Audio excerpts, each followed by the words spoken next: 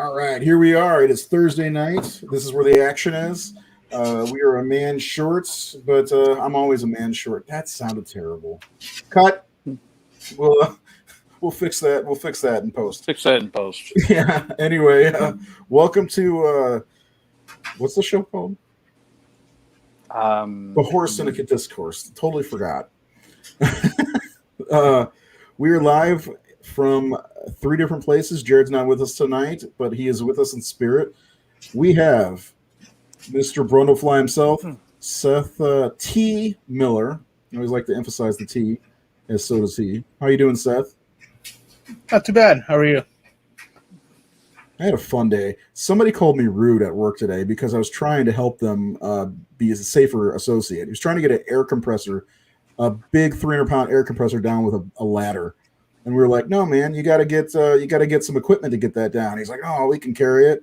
I was like, dude, it says on the ladder you can't take compressors down with a ladder. He's like, oh, yeah, no, we can get it. And I'm like, dude. And he's like, you're rude. And he called me Bosnian. He's like, you Bosnians are rude. I'm like, come on, man. And then he's like, I've been here 7 years. I was like, I've been here 14 years. And he shut his mouth for a second. He's like, you're rude. And I was like, grow up. Guy's in his 70s. I got to tell somebody in his 70s to grow up. It was awesome. Guy in his 70s wanted to move a 300-pound. Yeah, he would have died down the ladder. He would have died. He would have died. He's trying to retire. Yeah. I don't want to fall off this damn thing. You rude. Maybe that's what he was going for. You're fucking with my plan. Yeah, we messed this whole plan up. Yeah.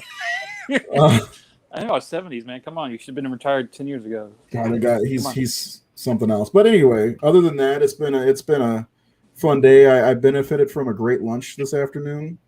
Didn't steal anything, but anyway, Nate, we got Nathan Thomas Milliner with us. How are you doing today? I am tired, so it's normal. Yeah, normal. Do it normal. So Brian says Rec 3 was surprisingly good. I love that movie. Yeah. Hi from Mahona. What is that? Mahoning Drive-In? Mahoning Drive-In. What are y'all showing tonight? Yeah, Hannah, what's showing out there? I was wondering why you and Richard drove all the way to Pennsylvania. Or is it burgers? Is there burgers there? Do you know that place? I had no idea. No. So drive-in could be a restaurant or a movie theater. Now, her husband, I guess technically her, was one of the founding members of the Horror Syndicate. They went to some kind of outdoor festival in Chicago. I think it was a drive-in also, and they wrecked their car. So hopefully they're safe this time and they don't wreck their car. So anyway, so who we're going to get into it. We're going to talk about the Wreck movies. I only saw the first one after buying the Scream Factory set, and Keith Saunders is already trying to buy my set off of me because I said I didn't like the first movie. He's like, how about I take that off your hands? Well, he already promised it to me, Keith. Yeah, there you go. Probably did too, didn't I? You did. I'm going to give it another shot, but not today. Scream Factory put it out. I didn't even know about that. Yeah, but it's just the 4-pack with the original art. They didn't do any. It's not like a collector's edition or anything like that. They I don't know, Seth. Do you remember there were a lot of special? See, the reason I like Scream Factory, it's twofold. Usually the collector's editions because one, there's usually great art. The Halloween cover arts for the 4Ks are awful. But and Nate, really, I've told you this before, and I'm not, kissing your butt or anything. It was the Dawn of the Dead art, Day of the Dead art that really got me. I'm like, holy shit, I want to get these Scream Factories. And I saw Halloween 2 and Halloween 3, and I was like, I got to get these. So the art, and then they put together some really good special features, like on Halloween 3. They had this great documentary about the making of the movie. And so they put together Red Shirt Pictures or something like that. They put together a great... Michael Felsher's company. Yeah, they put together a great load of docs on they do a lot of stuff on their Blu-rays. They're not just pretty box art in the movie. There's a lot of stuff, especially for you people who like me, like special features. And I know both of you guys do. So that's what the whole point of Scream Factory, when they came to me, because I was there at the beginning, and they said, we just want to give these movies love because the people who owned them really never gave them. I mean, you would get some of those titles. You were lucky if you got a trailer on the damn disc. That was about it. It was not a good transfer. It was probably straight from the VHS. You'd have a you look at the features, it'd be a trailer, or it'd be like cast and crew, and it'd just be like a list of like what Jamie Lee Curtis has been in. So Right. like, what the fuck is this? Yeah. Some of them they used to have like a poster gallery or something like, or a picture gallery. Yeah. You know, It was really lame. Well, my Silver Bullet's a great example of that. Such a great movie, fantastic werewolf movie. Their DVD had like nothing on it. It was bare bones, and then the Blu-ray came out, and they have all kinds of great stuff. It's funny, by the way. I just want to point this out. Luke Hardiman and Alex Ross Vanover, the bro lovers, they both got on at the same time. I wonder why that happened. They coordinated. This is a good question, Nathan. Why are you not doing art for Scream Factory? He did a lot. How many? Like, I did 20 covers for them. I mean, it's just that's how it is. I was their first artist, so all of a sudden they blew up. You got to imagine every artist in the world, or not every artist in the world, but they probably got a lot of people wanting to work for them. And I don't know. They did change art directors, things like that. So yeah, I worked with them for about 5 years. Yeah, and Nate, some of his, I did a video on our YouTube channel, which you could subscribe to. I would benefit greatly from that. I did a video, I think my top 10 favorite covers, and I think 3 out of the 10 were Nate's. So, including Night of the Comet. So, check that out. It's on our YouTube channel somewhere's about. And Nate did do some art. I should have saved that and put it up here. You did some art. Now, that thing you sent us in the group, was that something you just did for yourself or what? Yeah, it was just for fun. Yeah. Yeah. I mean, I don't know. I'm not against working with Scream Factory. It's not like I parted ways with them or nothing. But it's just, they hired a lot of other great artists. And, I went and worked with other companies and things like that. But it wasn't like I don't work with them because something happened or anything. Just, like just huh? Like NECA? Like work for NECA? Yeah, I worked for NECA, and they work with great artists too. So this I'm is just the always talking about.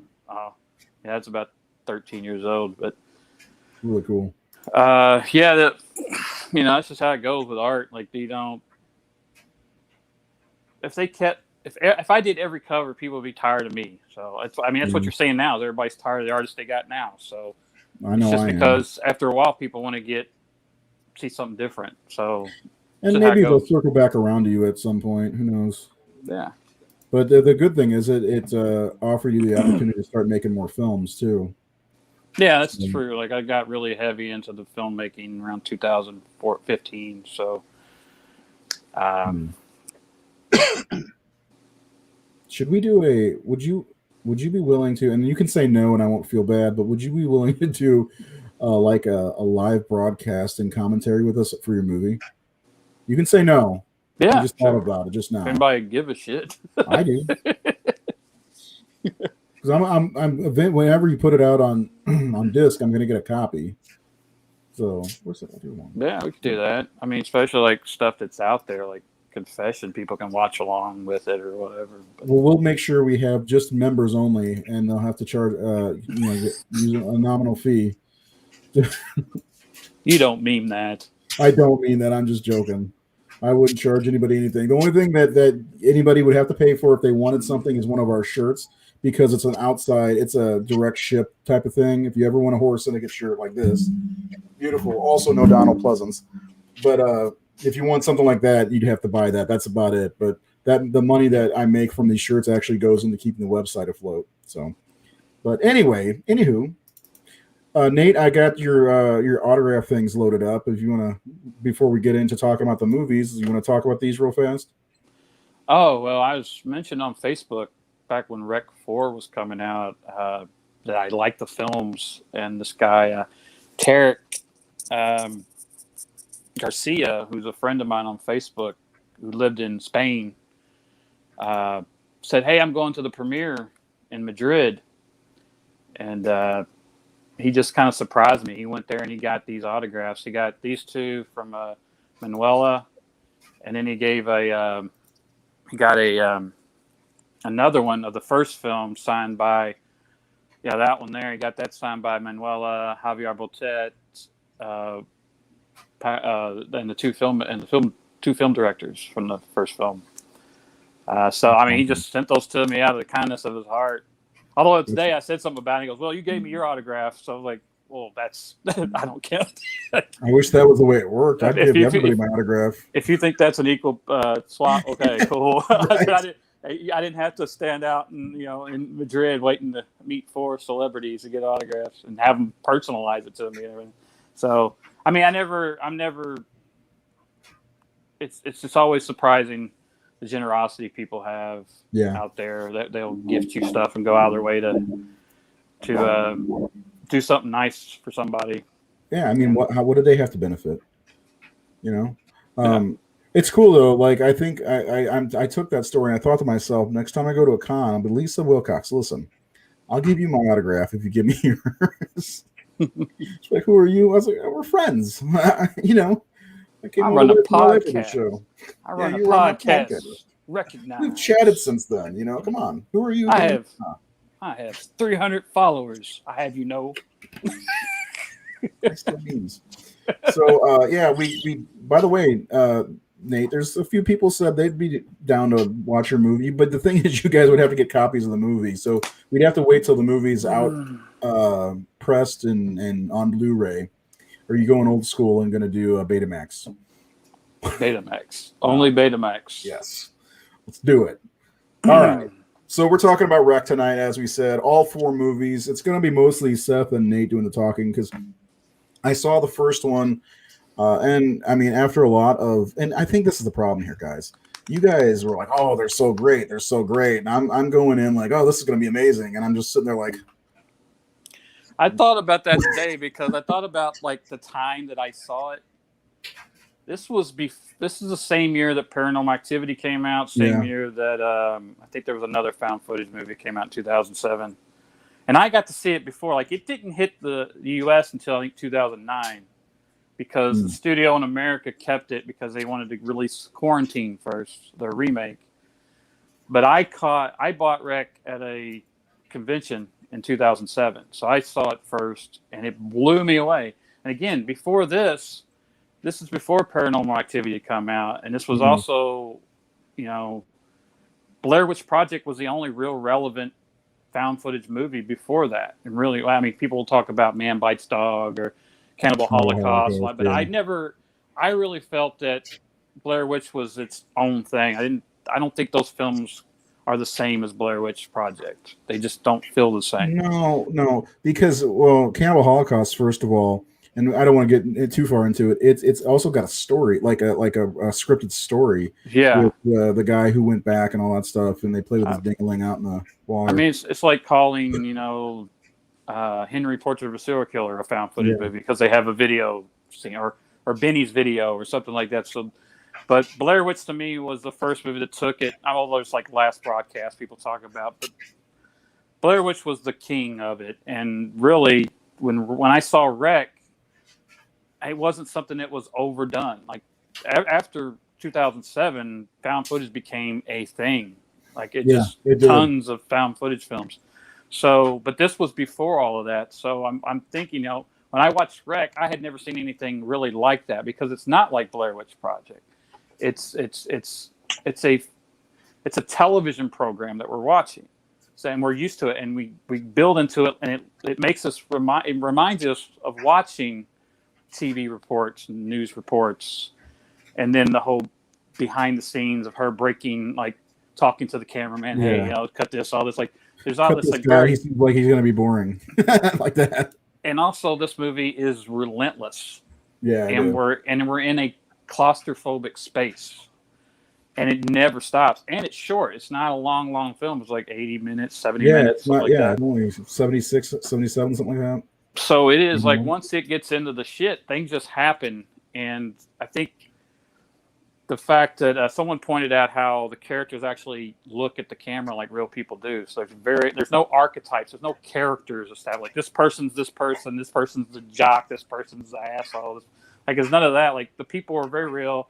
They look like they're uncomfortable on camera. They're looking like what's the cameras? So there's it, and because it was made in Spain, I have that disconnect there where it feels real to me because I don't recognize any of these people. I don't understand their language. I'm having to read it, and it just has this authenticity because of that. That's like the Quarantine movie. I had a problem watching Quarantine because I know who Jennifer Carpenter is. Yeah. Like I'm like, this is a movie. This isn't a footage that they found. To me, it was like I'm watching a movie that's just shot for shot wreck. And so I couldn't separate that because but Wreck just felt authentic when I saw it, and it hit me. And I was like, holy shit, what was this? And then, of course, we have this big reveal where it's not just a fucking zombie movie. There's something more going on. Yeah. That was like, now that's cool. Because also this is right when the zombie boom started happening again, where we're like 3 years past the Dawn of the Dead remake and Shaun of the Dead and 28 days later. Walking Dead, yeah. Yeah. So it's at the height, it's at the rise of the zombie film, but it's before the found footage film craze. But it's not just a zombie movie. It's almost like you can't totally qualify it as a zombie movie because there's another thing going on. Mm-hmm. But I just remember being. Does that get explained further in the series? Yeah, the thing that I just remember when I saw this. This was one like this movie, and I think Martyrs were two movies that I picked up at a convention, watched them, and called my buddy Sean, who you all had on the show. I said, Sean, get your ass over here. You have to see this. This is fucking awesome. So those two films are ones where, like, this and Martyrs were like, I can't believe I just watched. You got to check this out. See, Martyrs is another one where the hype train's there for it, and I watched it. They had no hype. There was no hype. You see, that's probably why you enjoyed it. It's probably the same thing with Seth. The hype train was real for Martyrs. I finally got to see it 2 years ago. I'm like, this isn't as good as it was hyped to be. And that's how I felt about Wreck. I did fall asleep watching Wreck, unfortunately, 3 times. But I did rewind it to watch the whole thing. I don't know if I was tired or bored or what, but anyway, Seth, tell us about your experience with the movie. Yeah, so mine's a little different than Nate's because I saw it fairly recently, like last year. Awesome. My neighbor's mowing the fucking grass. Sorry. That's okay. Dogs are barking, lawnmowers are going off. Anyway, go ahead. So I saw it last year, and of course, in the midst of all this, found footage craze and all that, and as I've said before, the found footage subgenre isn't really my preferred subgenre. However, I heard about these. I heard that they were good.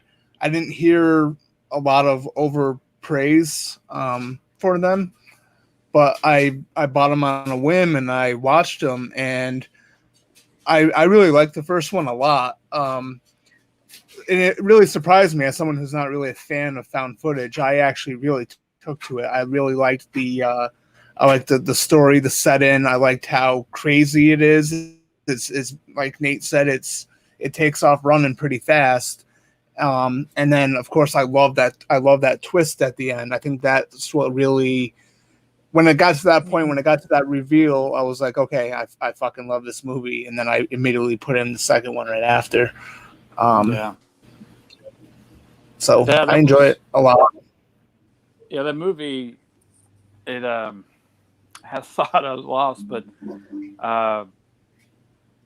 it was just, I liked Manuela Velasco. I thought she was very likable. There was something about her. I actually like a lot of the characters. I think the firemen are very likable. Yep. It just, I think, because you kind of believe that this is real because of how it's done, and I think it's really totally believable. Yeah, it's totally believable. I think it's really interesting that they filmed it. One of the cool things I found out in studying it was that they filmed it in sequence, and none of the actors knew their fates. There was no script, so no one knew if they were going to die or when they were going to die or how they were going to die. So they would show up to set already tense because this might be their last day, kind of thing, and they would not know. And also, like, one of the great big oh shit moments in the movie is when the body falls down when they're all there in the foyer or the bottom, and all of a sudden you hear scream, this body flies. Oh, that was I remember that part. They had no idea that was going to happen. That is a real reaction. That cast had no idea that was about to happen. And I mean, they were as alarmed as that. But like, and then the last scene where we go into the penthouse, and it's in dark and it's all night footage or night vision.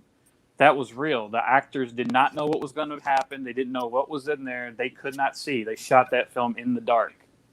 And the only person that could see was that person on that camera. So that was authentic. And that, again, it just plays into the reality of things in this film. I felt like I was really, it's shaky. But also just the behavior of the monster, like the infected or whatever they are. But I just think that's, if you put yourself in that situation, you're in this confined place and there's a threat and you want to get the fuck out. And then the authorities, who are supposed to be your safety net, are telling you, no, we can't let you out. You can't come out. And they've quarantined you in there. At that point, you're like, what the fuck do I do? Where do I go? There's nowhere to run to. And that's I think, the desperation level in these films, especially in those first two films, maybe even more so in the second one, because it's already full of shit. And they're like facing so much amazing odds, and they're like, I don't want to go back out there. Like, how do I get out of here? How do I can't go out that door. There's no other exit. Like, I'm in this apartment complex. Only thing I do is jump out the window, 5 stories or whatever it is. Like, so there's this thing where you're trapped in a burning building, basically, and there's no way out, and that's terrifying. And there's like that one stairwell is it, and they're all in the stairwell, looking up at you and running up to you. Which someone said it's kind of like that scene in 28 Days Later, if a whole movie was that stairwell scene, and the high rise where the father and daughter live, when the infected are running up the stairs. So it was just, I just remember it was a heart-pounding movie. And you get to that last part, and you're seeing this Javier Botet, which is the first time I'd ever seen him. I think it was only his second movie, playing the possessed girl. What's her name? Tristana Medeiros. And he's become a huge go-to guy. He's like the new Doug Jones in some ways. He's like in Mama and It. Yeah, I was gonna say, where have I heard that name before? Well, he's become the big new monster guy with Doug, because he played the leper in It. He played Mama. Oh, okay. In Mama. He played he was a lot of the monsters in the new Scary Stories to Tell in the Dark. He played some of the ghosts in Crimson Peak. So after this movie, he started getting a lot of work. He's someone who, I think he's about 6'8" or so, 6'9". He has Marfan syndrome, which is like very skinny. Then he's like 6'7", 6'8". He weighs like 120 pounds or something. And so he's really thin, very flexible, but his fingers are long, his arms are long, his legs are long. I actually have an actress in my new film, Ray Hunt, who plays sort of a witch type character who has Marfan's, and she's taught they also affects your eyesight, so like sometimes have vision problems.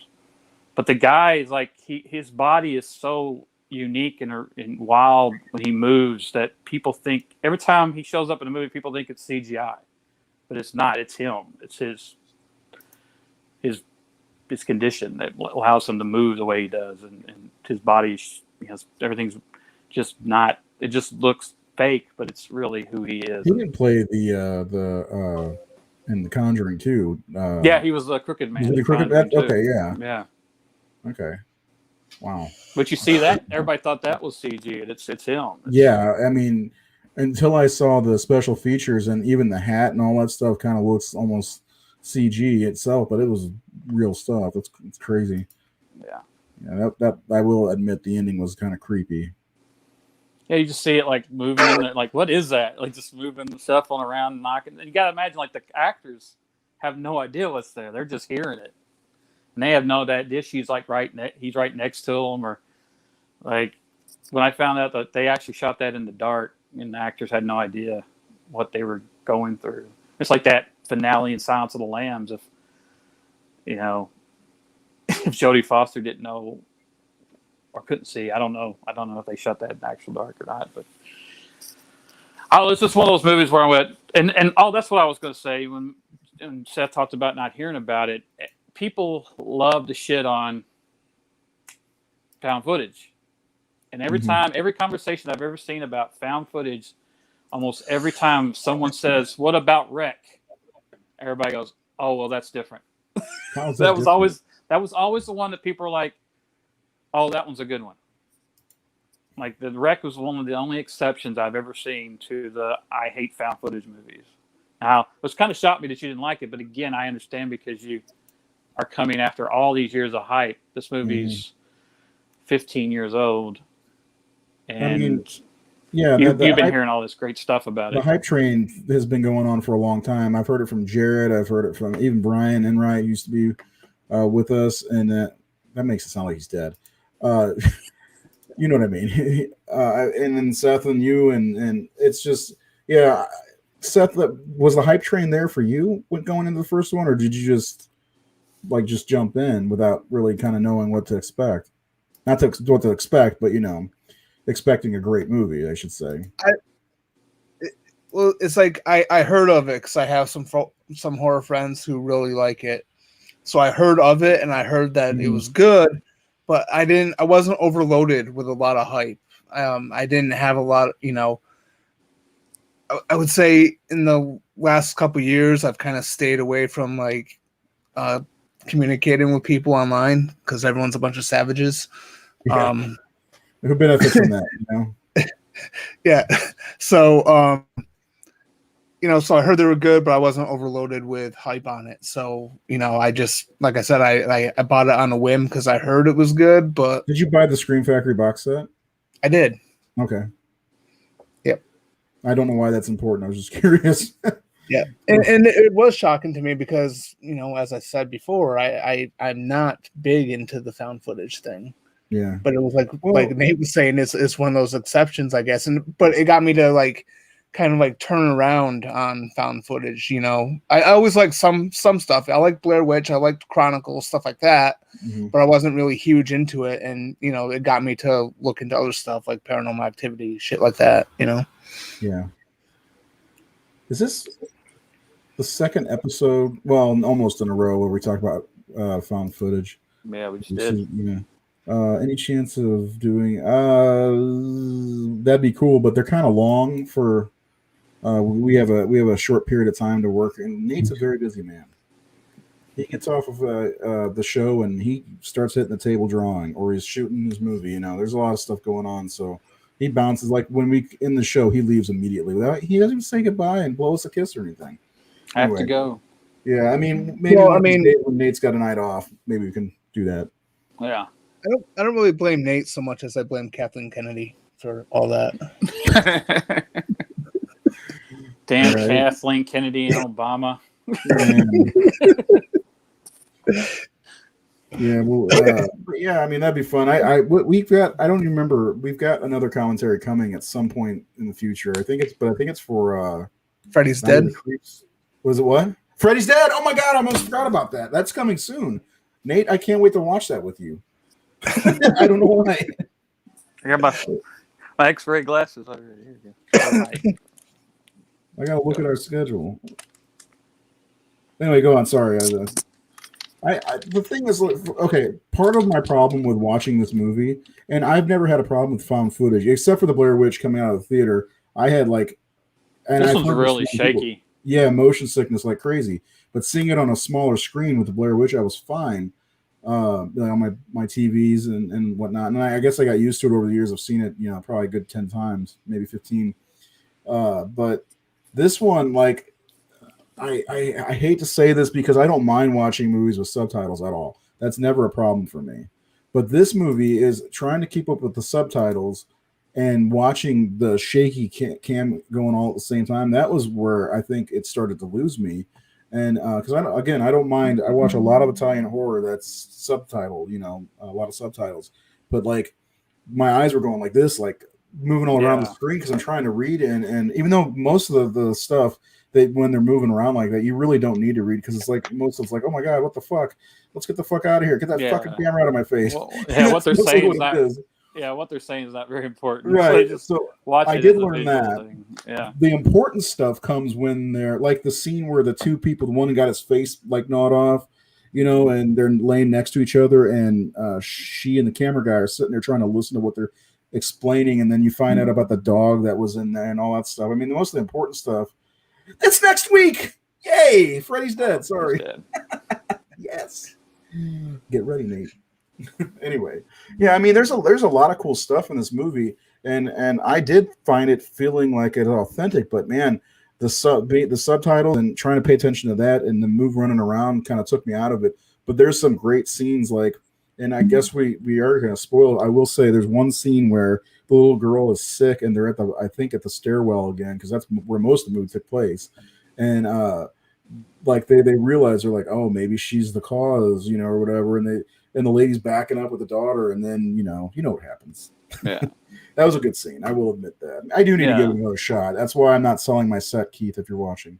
Well, I highly recommend you watch the sequel. I know Seth is a big fan of the sequel. It is as good as the first, if not better. Well, and it follows what's her name? Well, it's pretty much the first three movies all take place at the same time, really, or the same period of time, and the second one is like a team of policemen going in, and you're seeing their body cams, so the camera's not as shaky. It's a little clear. It's a better quality. Yep. But it's the sequel. Their goal was to make an action film. Like the first one's a completely claustrophobic terror film. This one's action packed because you've got professional soldiers basically going in. They SWAT guys. Yep. Who are equipped with machine guns and to take these things out. They know what they're facing, but they're being led by a guy who's from the health board who is going in there to get a blood sample so that they can cure it. But he's got other motives. He's a priest, and he's actually been sent by the Vatican because what we find out and we haven't revealed is this all comes from possession. Demonic possession is what it really is. It's not just a virus zombie thing. They are basically possessed by a demon, and it's all like connected. They're all kind of connected by this demon, so they can be stopped by a cross or holy water or God's word. He can start preaching or quoting the Bible, and they will be affected by it. They will stop or they will be hurt. So that was this really cool element to the wreck that made it different from all the other zombie stuff that we were seeing because it was a whole other different ball game. But the second one is just so intense because the place is full of these things now. And we know what they are. And these cops are like, why the fuck are we not getting out of here? Because the guy's like, we are on a mission. The priest is like, we're not leaving here. He knows what he's up against. He's terrified. But he knows that I have to do this because he tells that cop, is one of the great scenes, the chief that's in there. It's like got the chief of police with him or somebody, isn't it? Like, it's like somebody high-ranking officer with him. Yep. He says, let's get out of here. He says, do you have children? He said, yeah. Well, if this gets out of here, they're all dead. Like the stakes, what they're against of getting that blood sample or everything's gone. Like if it's up to you, these three men, to do this mission. So this movie is a mission movie. It's an action mission movie to get this blood sample. And then they run in, of course, the Angela's still alive from the first movie. I saw she's in this one. And they run into her. But this one just really amps the thing, and it's got, I don't want to give it away, right, because you haven't seen it, but there's like some really amazing sequences. There's other things where there's an alternative storyline where these teenagers sneak in through the sewer. So now they're inside the building, have no idea what they're fucking going into. There is I don't want to say because I'm going to ruin it, but that's I'll tell you what. I'm gonna mute you guys, and you talk about it for a second, and then I'm going to post the Freddy's Dead poster on the Horror Syndicate's Facebook page. So I'll mute this, and you guys, I'll come back in 2 seconds, or not 2 seconds. Go ahead. I was gonna bring up like the firework kill. Oh yeah, yeah, Where the kids put a fire rocket into a woman's mouth, yeah, and she just goes yeah. blasting off around the hallway, killing Yeah. her. And That was awesome. yeah, there's so many cool. And then the guy committing suicide, like he's stuck. Like again, that desperation of I'm not getting out of here. And Mhm. and you could feel the fear in that priest and the cops of Yeah. this is impossible. This is too dangerous. We can't do this. And he's saying we have to. Yeah. And just the whole thing of I mean, we'll rush through this so Ray stuff, but like the ending of like her being able to mimic voices. Like I love that, like when the little girl is possessed to talking like the demon and they're holding her. That was creepy shit. Yeah. You know, Yeah. like there's so many cool scenes. And so the second one, I don't want to say it's better than the first. I want to handle it as like it's one big thing, the first two movies, because the second one does have probably a bigger budget and they were able to do bigger things, because that's the point of a sequel is you want to outdo yourself. You want to go bigger or go home. So there are much bigger set pieces and bigger moments that are more entertaining than maybe the first movie, because the first movie's got the burden of setting up the mythology and the characters and the situation. Whereas this movie can just say, "Oh, you already know what we're facing, so bam, bam, bam, bam, bam for 70 minutes." And that's how this movie feels. It's more exciting and entertaining, and the stakes are higher because of what they're facing. Yeah. I that's what I love about it though, is I love these type of sequels that are basically like the second half of one big story. It's like Frankenstein and Bride of Frankenstein or Superman 1 and 2. It's like that type of deal. It's like immediately after, you know, and I love it. Rec 2 is actually my favorite of the series. I think probably because it is a little bit bigger, you know what I mean? Yeah. It's like the Aliens to Alien is really what it is. Well, yes, exactly. Yes. That's actually a good analogy there. Yeah. Yeah. Because you've got the professional tactical people going in to face the monsters, and now there are a lot of monsters, not just one lady or slowly eating its way through everybody else. Yeah. I also liked. Go ahead. I was gonna say I also liked. I was kind of like looking for like anytime any of the the zombie or possessed whatever.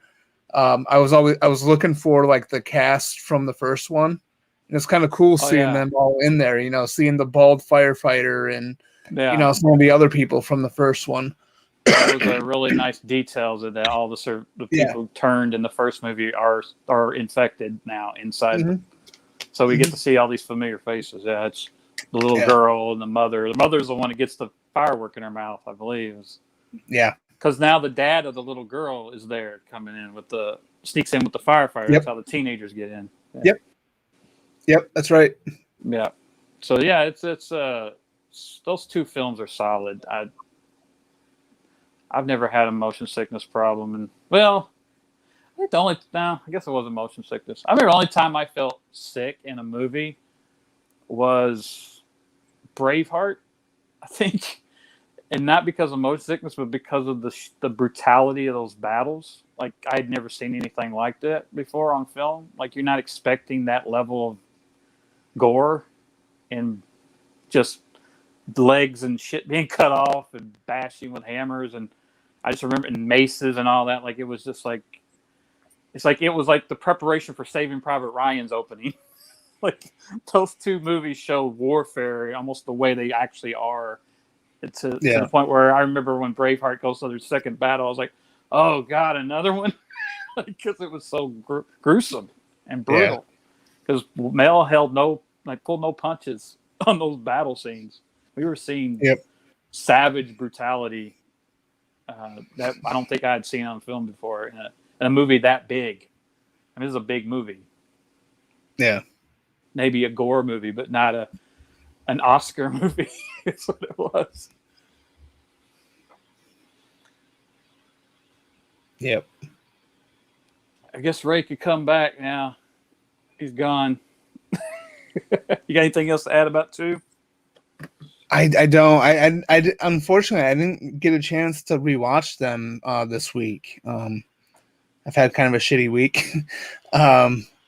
So I didn't get a chance to rewatch them, so I wasn't really prepared. I've seen the first three multiple times.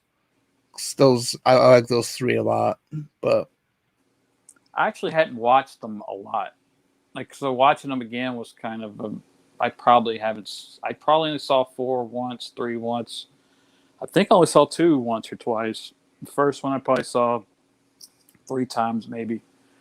to be honest with you, I was gonna say, to be honest with you, I think I've seen part 3 the most because it's the most rewatchable one. It's so fun. It's so fun, man. I have a good time with that. Like a couple months ago, I was like, you know what? I'm just gonna put in part 3. Part 3 is one of those movies you can put on and not have to focus. Like you can, like it's like the first 2 are so contained and frantic. Yeah. And like the I think the comedy aspect worked in part 3 as well. Yeah. And it was kind of nice that they transitioned from the found footage to like traditional filmmaking. Yeah. And then it was a very quirky movie, you know? Yeah, like I watched it today with my daughter, and I said this was kind of more of an Evil Dead type movie. Yeah. This one, I was really happy with it because I remember, like, if they had just done another movie like the first 2 movies, it just wouldn't have worked because it would have just been more of the same shit. So I love that they said we're going to do something else, and we're going to have fun with it. And I love that they even poked fun at themselves in the beginning with the videographer making the comments. He's got his steady cam. He's like, it's going to be like cinema verite. You've got to not like your little shitty camera. Like it's like they're taking punch. Like, yeah, we know, because I'm sure they get, because that's one of the things about found footage. Like, I don't know if I would want to make a found footage movie because when I go into film, I am so much about framing and composition and the cinematography. Like I come from comics, so letting my actors shoot it would not be fulfilling to me. Like I want to frame things. I want to get the shots right. So I think that was cool that they decided, all right, in this movie, we're going to do that. And they did. And they didn't just, like, the cinematographer's like, I want to make this movie beautiful and I want to make it contrasting to the original. I want to be very stylized. They wanted it to be bright because the first 2 movies are dark. They wanted it to be colorful because the first 2 movies were not colorful. So they really went completely opposite, and not just story-wise and dropping the found footage and going to actual film, but 15 minutes into the film. They said, if we're going to change it, we're going to change it completely. And I just really thought that was cool. And also, I found out today, I didn't know this, but the actress who stars in it, Letisa, I don't know how to say her name, the bride, actually played Angela in a parody. Really?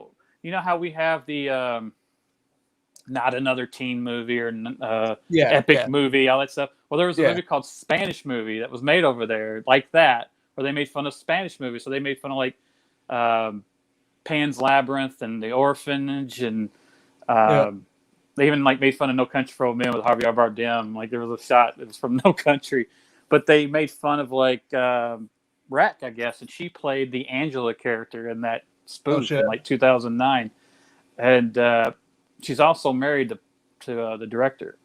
Because I saw they switched roles like on the 3rd and 4th movie.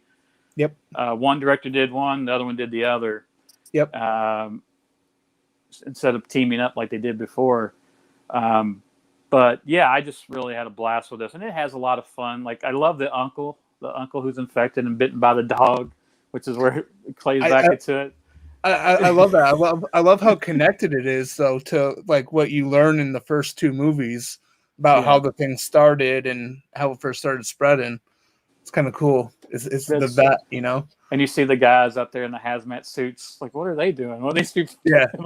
And I love that there's one character who has no idea this is happening. He's in there fucking the French girl. He's like, what's up? Like, you have no idea what's happening, dude. You won't believe this. Yeah. But like some of just the uncle, I just love that character. There's this funny look on his face, you know, and the way he dies with that immersion blender to the mouth. Yeah. I was like, oh shit, that was a cool kill. And There's then just there's like that epic comic book ending where she's got the chainsaw and she's got the And I was watching the making of it today, and it made me smile because my first movie was a movie called Girl Number 3, and it was I since I come from comic books, I know like character design, costume design really matters, because when you make a superhero character or whatever, how they're dressed, how they look, matters. So I always take costume designing very seriously, because you want your characters to look iconic and memorable. And so I knew it was set on Halloween, so I said I want my main girl to have a costume. So it's she becomes like the Avenger of the movie. She kills all these bad guys. And she's got an axe, and I know she's got an axe as her weapon. She's covered in blood, but I want her to have a superhero costume. She needs to look iconic. And so I went through all these things, all these different possibilities of Halloween costumes, and I came to Colleen Camp in Clue and how hot and sexy she was in that French-made costume. Like, what if it was a French-made costume? Girl with an axe. So that was what it is. And she was the only one in the movie. She's forced to put on the costume by her assailant. There's a group of guys, and there's other girls who are captive. And so when the director, I did the comic and I did the screenplay, but the director, when I showed up on set, he had all the other girls in costumes. In Halloween costume. And I said, why are they all in costumes? And he said, well, it's Halloween. I said, I know, but it doesn't make Max special now. If they're all in costume, that French-made costume is her bat suit. When she puts that costume on, she becomes different than everybody else in the movie because she's in a costume. She's in a uniform. And so in the making of the movie, the girl who played the bride she actually said, she goes, this is my superhero costume. When she cuts the garter and like the bride, she's got the axe. Yeah. And it does. It makes her iconic. It's a bride, and and that's important. And that's something you reckon. When I think of Rec 3, I think of her in that gown with that chainsaw. That's the first image that comes to my mind. And so when I saw that, I was like, that's exactly what my goal was on Girl Number 3, that the director fucking missed with. But I was like, that was the point. Like, it's her bat suit. She's Batman now, and so to hear that actress say that's my superhero costume, I was like, someone gets it. yeah. And I gotta say, man, the ending is pretty awesome too, in a very kind of cynical way. Yeah, it's just I don't know what to say, because I don't want to spoil it for anyone, but it's so it's fucked up, but it's cool the way it's done. I like it. Yeah, the whole love angle of the bride and groom being separated and trying to find each other again is just a great story. I think they said that the point of 3, like the first movie was the thriller, scary movie. The second one was the action movie. The third one is an adventure movie. They're on an adventure. Oh, we got. Yeah. I just got an Amazon package. Oh, box opening video. A package. I know what it is, but it's wet. So you know how earlier in the show my neighbor was cutting his grass? Yeah. I heard him out there cussing when I picked this up because he was mowing his grass when it started raining. It's the stuff. What is it? The stuff? Yeah. It was on sale on Amazon for $20. It's always like 25 or 30. So I was like, I'm gonna get it. So, by the way, I don't know if you guys have ever seen this. I showed Seth the other day. I got this for $1 at the Dollar General or Dollar Tree or whatever. Never seen it. And this. Oh, like John does it then. Yeah, they were $1. $1. Anyway, I didn't want to ruin your guys' conversation. Well, we're done. We got part 2 and 3 taken care of. Part 4, I'm not a fan of part 4. How about you, Seth? What do you think? It's my least favorite out of all of them. Like, it was cool seeing Angela come back and all, but there's something about it. Spoiler. Well, Oh, she's by on the the way, cover. Ray. She's on the cover, man. Is that her? It's her. Oh, that's her. That's Yeah, that's her, a badass. That's a badass cover, though. And that's from part 4 as well. That Oh, I didn't know that. Oh, well. yeah. The fourth one's on a oil rig in the ocean, Yeah. and it starts with them going into after she's. Well, you haven't seen part 2, so I can't say. But they go in, they get her, and then she wakes up and she's like basically being held captive on this oil rig by these guys. So I don't know. Are they part of the Vatican operation or what is the deal? Like, I don't know if I caught it. Thing is, I've seen it once and I could not find it. I thought I had it. I don't own it. And I went on, it is not streaming anywhere. The only way I could get it was I think it's $20 on Amazon, but it probably wouldn't have gotten here in time. So I watched it on YouTube, and it was on YouTube for free, but it was in Spanish with no subtitles. So I really couldn't. And it's a lot of conversation. So I'm like, I have no idea what is being said and what is happening. So it was hard for me to follow it. But I remember just not really resonating. Like, it was just kind of. Does it bring finality to the series? It kind of doesn't. I think it could have. I Yes think we and could no. have lived without it. I don't think it's a strong movie. And they said that was the last one. They're not planning on making any more. But I mean, I don't really have a lot to say about it because I just didn't think it was that great of a film all around. But really cool image. I mean, this right here. This is not the film I got. Like, this looks awesome.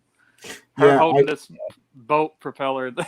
I saw that promotional pictures of that whenever it was getting close to coming out, I guess, and I was like, man, that looks pretty badass. And I thought maybe I'll have to watch this series because of that image there, because she looked like a badass. And you know how I love badass women, right? I adore badass women. I'm like getting like vibes of like Cicely de France and the High Tension holding the chainsaw, the concrete chainsaw. You know? That's kind of, and it kind of like, yeah, it kind of mimics that almost. I mean, it's a different image, but yeah, I mean, even when she's holding that with the barbed wire around it, and the barbed wire post. Yeah. Could you do I Spit in Your Grave? Which one? Because I don't like the original at all. It's hard to watch. It's mostly because of what happens in the beginning. I can't even watch that. It's hard to watch. It's a hard one to watch. I don't know if I want to do a commentary on that. Yeah. I never disliked I Spit on Your Grave, and I don't know how sincere he is, but the director said that he was inspired after I think it was him, his daughter, and a friend found a woman crawling out of the bushes having been raped in like Central Park. What? For real? Yeah. Holy shit. They were like in the park and they saw this naked woman covered like in bloody crawling out of the bushes. She had been attacked by some men, and they got her and they took her to the police department. And he said what inspired the movie was that he was so disturbed at how the police treated her. Like it was just another fucking day. Right. Like he was so bothered that the cops didn't make a big deal out of this. Something horrific that he just witnessed this woman in the shape she was in. And that's what inspired I Spit in Your Grave, apparently. Of course, the original title was Day of the Woman. Day of the Woman, which he preferred. He didn't like that I Spit on Your Grave. I mean, I love, the first time I watched that was probably around 2009, 2010. And I couldn't get past the beginning of the movie, when all that was going down, when she was being raped. I don't like saying that word. Yeah. But later on I did get past. I actually didn't watch the next time I watched it. I passed all that to get to her revenge and all that, which was just. But I did somewhat enjoy the remake because it was less horrific. It was still pretty rough, but it wasn't as rough as, because it's almost like a 8mm type of movie, like a snuff film. The original movie, it's just so hard to watch, man. It's hard to because there are people who watch it and get off on it. You're right. And there are people who are I don't know if that was his intent. I don't think he made it to be exploitive. I think he made it to say, this is what happens. This is how horrible, and I'm going to make you sit through it and watch it, and I'm not going to let you look away. Or was he just being exploitive? And I know that there are people who got off on it. Oh, I'm sure. Watch it, and then But there are people who watch it and go, like you're saying, I can't sit there and watch that because it's too much. But I think that was his purpose. Is like, Last House on the Left as well. Like when Wes and Sean made that movie, they were saying we want to show violence the way it is, the way it really happens. It's ugly. It's not nice. It's not. No, that's awesome. kind of got the same thing for me. I almost can't watch that one either for the same reasons. But watching the remakes is different because they're Hollywood produced. They don't look like I Spit on Your Grave and Last House on the Left, as you mentioned, both look like they're almost snuff films, not filmed, with like really good equipment or whatever. And very plus, documentary style. They're and no-name actors. You don't know who they are. This could be real. This is more realistic than any found footage movie, in my opinion. And I can't watch it. I'm sorry. It's one that I have to say I can't even. I have only watched it, I guess technically twice, because I watched it's once. I watched the beginning and then I watched the end later on. It was on Netflix at one point. That's how I watched it. This time in my life, I don't want to subject myself to those type of films anymore. Like all people who want to watch that and Irreversible and all that Serbian film and Salo. I'll never watch that. Like go ahead, but like at this point, I don't want to sit through that. No, anymore. I'd rather sit through this. That rates my childhood.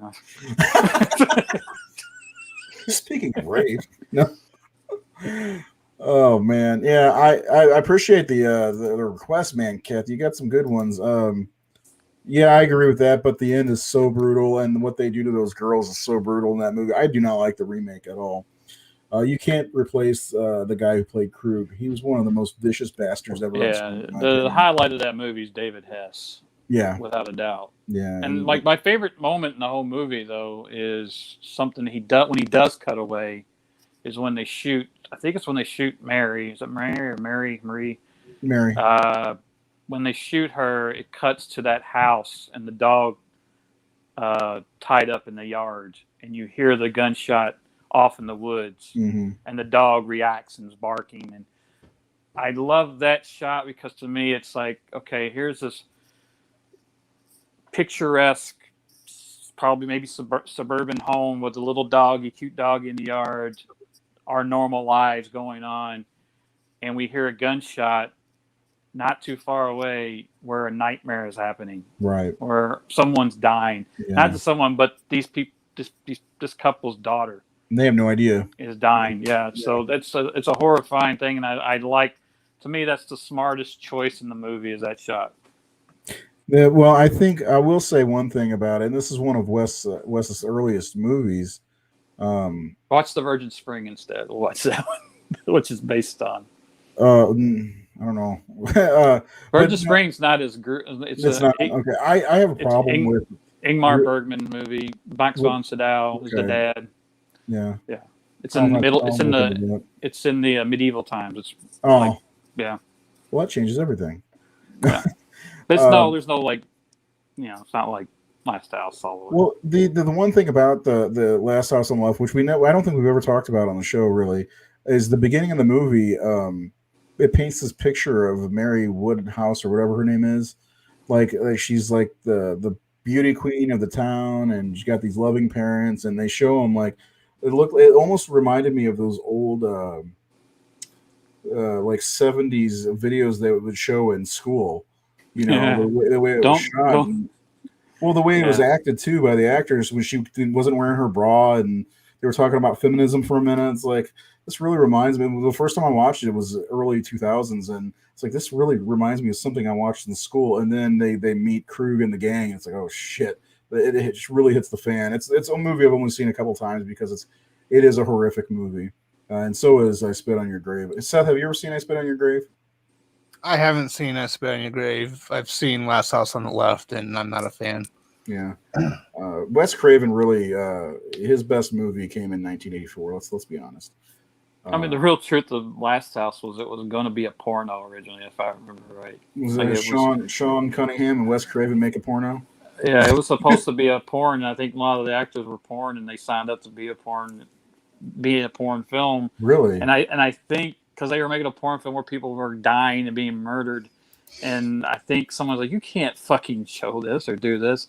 And I think I recall that David or I don't know, one of the other killer guys who had been in film before recognized that this was better than that. Like, it should be a real film. Yeah. Instead of just a shitty porno. Well, I mean, there's no denying that there is a good film in there. It's just one I can't sit through. And it's the same thing with I Spit on Your Grave, unfortunately. But yeah, keep requesting. We'll eventually say yes. We did Watch say yes Salo, please. Yeah. No, we'll never watch. I'll never watch that. I mean, there are movies like dealing with Brian Enright. He finds the weirdest movies, and he would always talk about movies like the Serbian film and Salo, whatever it's called. Salo is not. I mean, Necromantic is another one. Salo's rough, but it's a real film, and it's a film that like Scorsese and I think Coppola and all that have supported.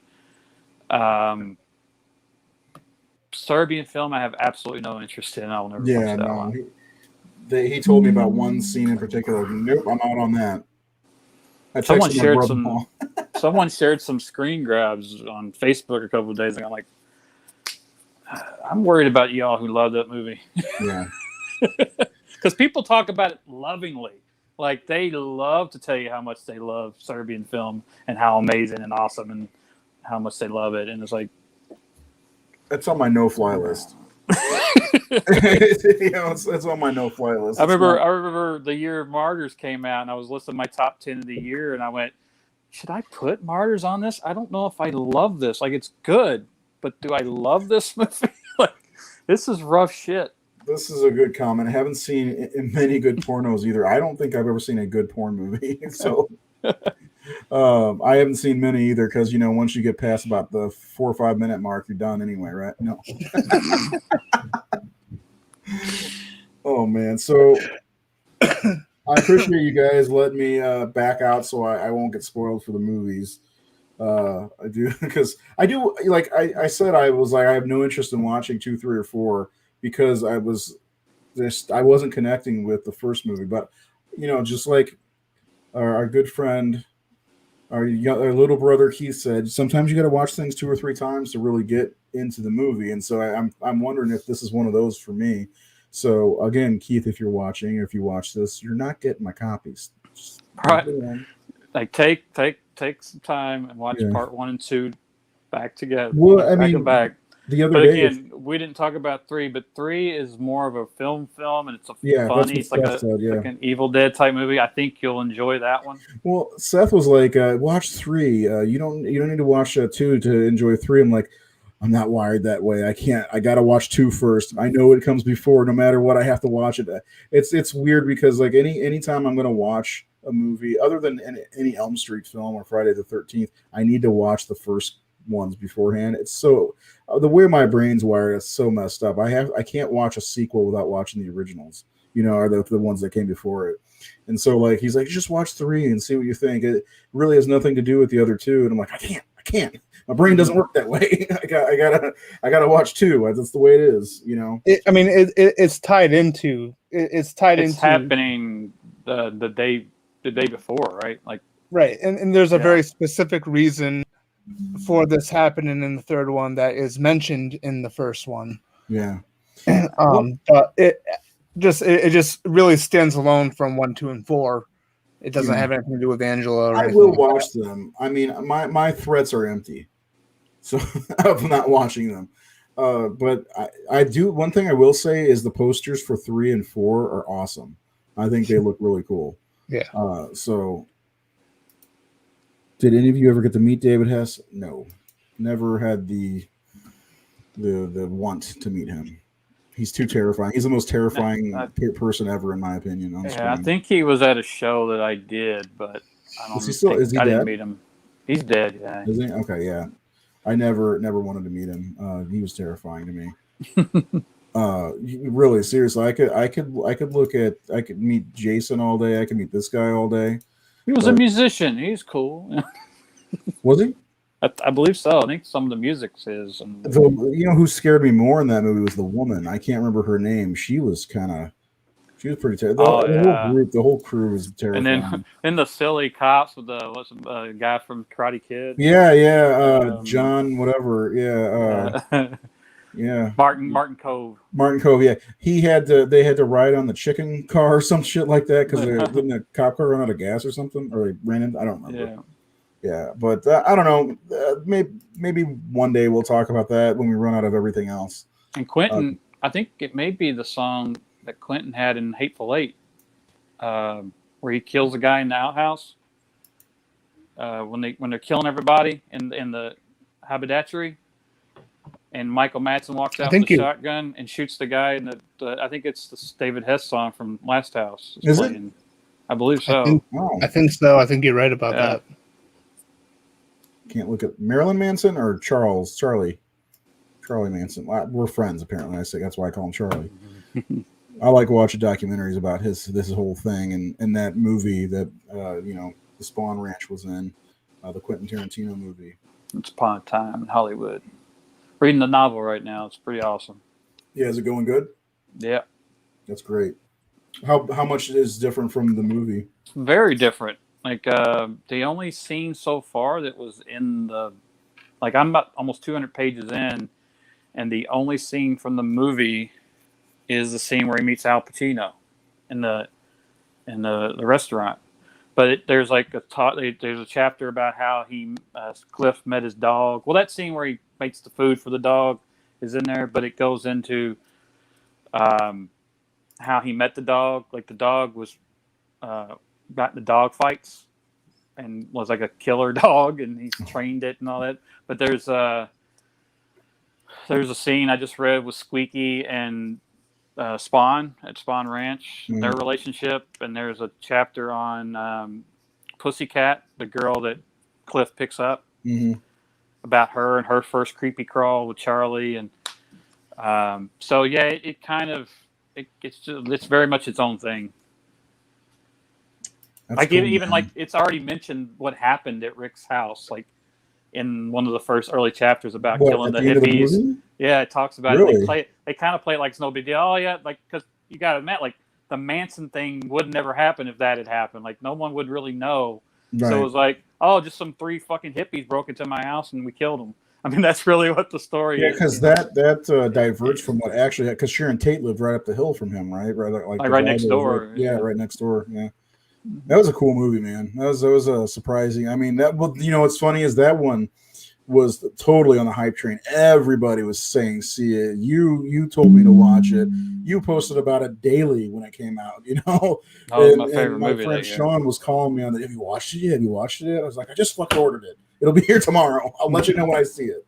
And I watched it, and I'm sitting. And I think I have this attitude going into some of these movies that are just hyped. Like, okay, let's see what this actually is.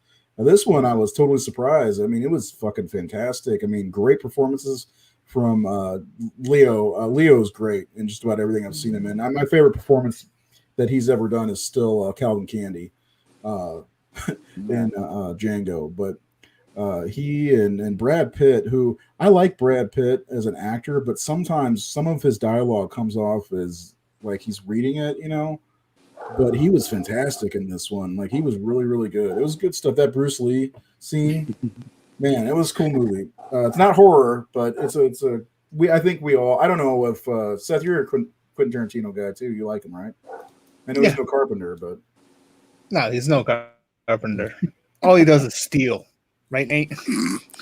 Yeah, and Carpenter builds shit from the ground up. Quentin just takes somebody's stuff. Yeah. That's what's so funny. Like we were talking about, like he's been doing these podcasts. That he liked. He's been doing these podcasts. The level of work that this guy puts into his movies is insane. Like he talked about, like you talk about DiCaprio's character Rick Dalton. Yeah, he wrote a book's worth of his filmography. Like he's written about every movie that Rick Dalton was in. I just got solid presentation. Like he knows his characters so well that they write themselves. He even says that. Like I think it was it Robert Forster? I think it was Robert Forster when they were doing Jackie Brown. He was what a hell of a loss, man. He's such a great actor. I love him. He was supposed to have dinner with Quentin, and Quentin called him up and said, "I'm going to have to cancel. I hate to do this, but I have to cancel." And he said, "Why?" And he said, "I'm writing this scene, and I really want to see how it ends." And he said because when he writes, he doesn't know. He's like the characters just go. He goes, I've created the characters, I put them in a scenario, and they're just talking and they're going, and I don't know where it's going. And he gets excited about it to the point where he canceled a dinner date with Robert so he could keep writing because he wanted to see. He couldn't wait. Well, yeah, I mean, as a writer, I know that feeling. Yeah, yeah. You know, you don't know where you're going, and that's the only time where we get to experience it first, like the audience does, is when we're writing it and composing it, and things start to happen. You're like, oh, where's it going, and what are they going to say? And that's what's really fun about writing and character development is like every character speaks differently and reacts differently because you know them and how they would say that. I always like that, like say one line and have Bruce Lee say this line, or have that character or whatever. Like everyone's going to say it differently and have different meaning and different, and that's what's really fun about building story and character. I love doing that because I get giddy sometimes if I write a line that I think is going to hit well, and it does for me. If it hits well for me because I'm very particular about some of the things sounding generic. I love writing it. I've been writing a lot last couple of weeks to try to. I've been in a dark place, so I've been writing a lot. But anyway, maybe I'll watch this weekend. I don't know. I started watching it. I just I fell asleep, and not because of the movie. I think I told you about that, right, Seth? Yeah. Well, it wasn't the movie. I was super tired. Shouldn't even started watching. Anyway, so next week we are talking about the best nightmare film that's not named A Nightmare on Elm Street. The best one that's named Freddy's Dead, The Final Nightmare. New Nightmare, baby. You didn't let me finish. The best Freddy movie called Freddy's Dead. That's what I was trying to say. That it is. Yes. It's funny. I posted a picture of one of the poster where it's I'll just show you guys. I posted up on our Facebook page and said, "What did you guys think of Freddy's Dead?" And the comments are already rolling in on the Facebook page. And somebody posted the other poster, this one, and says there's not a single true statement on this poster. They say the best for last, Freddy's Dead, The Final Nightmare, all all lies. All lies.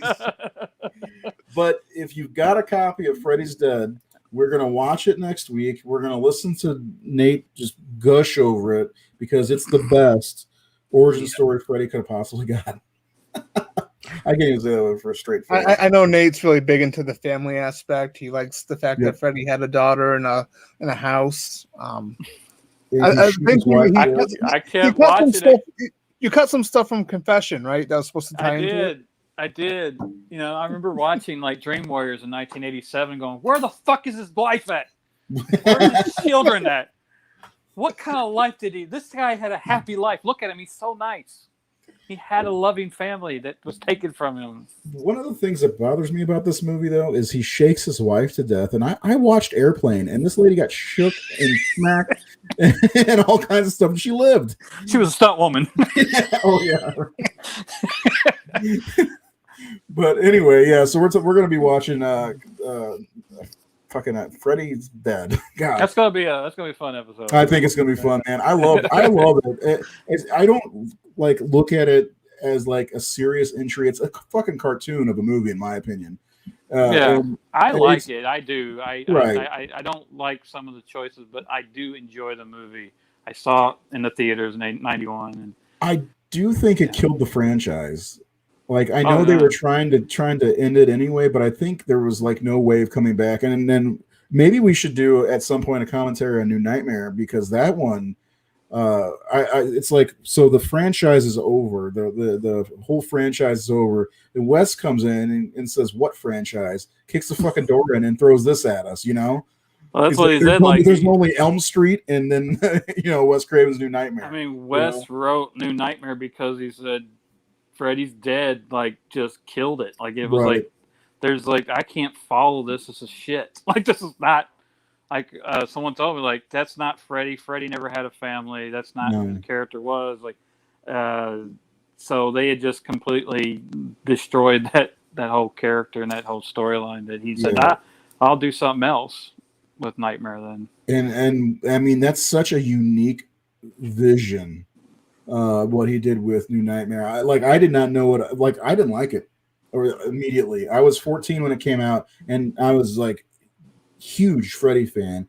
So I was expecting it to be a Freddy movie, but it was something different. It wasn't until I got into about my early 20s that I'm watching this again. I'm like, holy shit, this movie's fucking brilliant. I can't believe, I was adolescent. I didn't know what I was doing. But anyway, so we're talking about that next week. And I think Freddy versus Jason is your favorite. You better watch that again. Whew.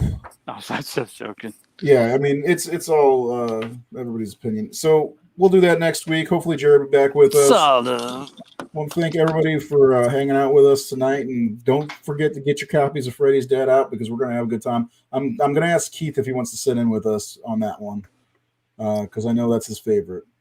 Anyway, cool. For Nate, Seth, and myself, have a great night. Have a great weekend, and we'll see you next Thursday. See y'all later.